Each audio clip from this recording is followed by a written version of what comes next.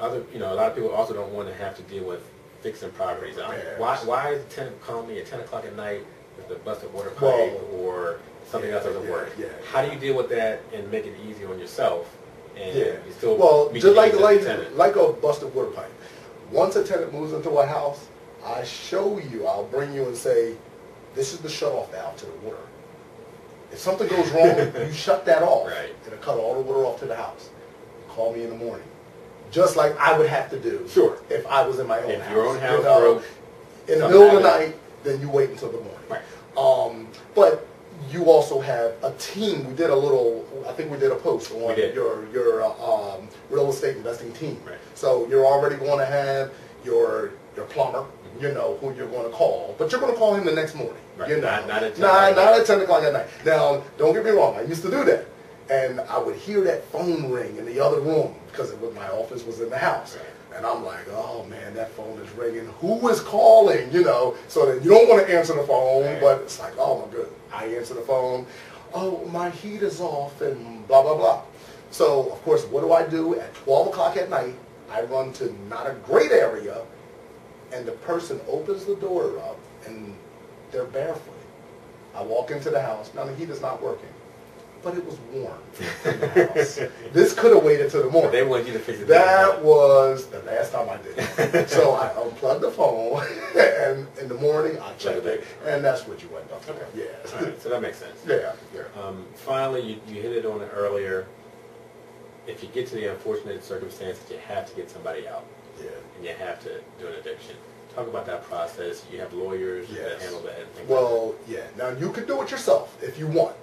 I don't want the hassle. Now, I have friends who are landlords. They do it themselves. They get people out a whole lot faster than what I am or what I do.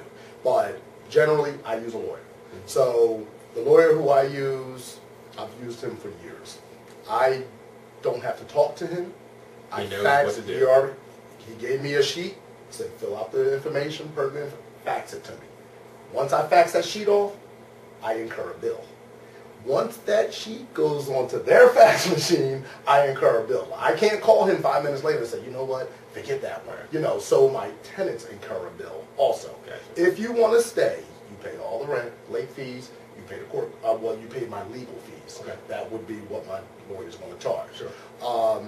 So I deal with a lawyer, Again, you don't have to, but that's what I choose to do so that I don't have to go to court unless it's, the person's fighting me or whatever like that. Right. But generally they don't show up. And generally they show up, or if they do show up, they don't have the money. And then that's it. So now here in New Jersey, and it could switch a little bit with other states, I can accept rent up until the court date.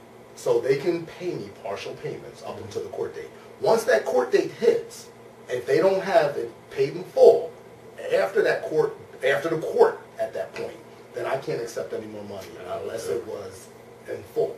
Okay. If I accept $1 from them, then it would be like I'm making an agreement with them for a payment plan.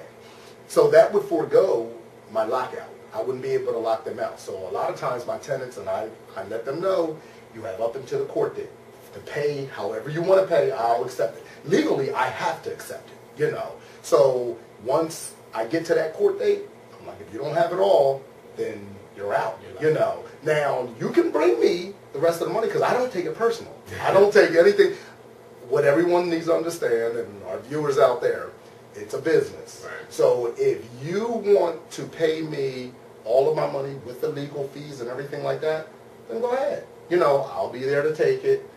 The following month, I will kick you out again, and we'll dance again. I actually have a tenant who I put an eviction on them every 90 days. And we did this for like 2 years. And I had told the tenant, I said, look, I already figured it out. You're actually paying an extra month of rent with all the fees that you're paying. This doesn't make any sense. Yeah. Well, I have to try, I'm trying, blah, blah, blah, blah, blah. But she ended up starting to pay on time after she's realized that I'm throwing money away, So you have to assume that the tenants do have the money and they choose not to pay me. Gotcha. That's how I look at it. Now, some of them we ran into bad times. Sure. If you're with me for over a year, you call me up and say, Ronnie, I'm pushing it. I'm going to have it on the 15th. Then you already know that I'm not waiting till the 15th. Well, on the 10th, I'm putting an eviction in. Right. But if you gave me, say, 60-70% of the money, and then said I have to wait for another couple $100, then I'll wait, because I already know that you're not going to want to incur that legal fee for a couple $100, so you'll most likely have the money. But, so you kind of, play with some people, you work with some people, but they got to have already proven to me that they're in my corner also. We'll pretty much go from there. No, I understand. Makes sense. Yeah. Well, there you go. Ryan just went through a bunch of tips and ways that he handles rental property tenants. Mm-hmm. If you like this video, please rate and comment. Leave some comments and let us know what you think. Also, visit our website at www.realestateguidetosuccess.com. There's podcasts there. Yeah. Our videos are there. Posts, blogs, articles, all kinds of great information that help you out with your real estate business. See you next time. Thanks, Ryan. Thank you.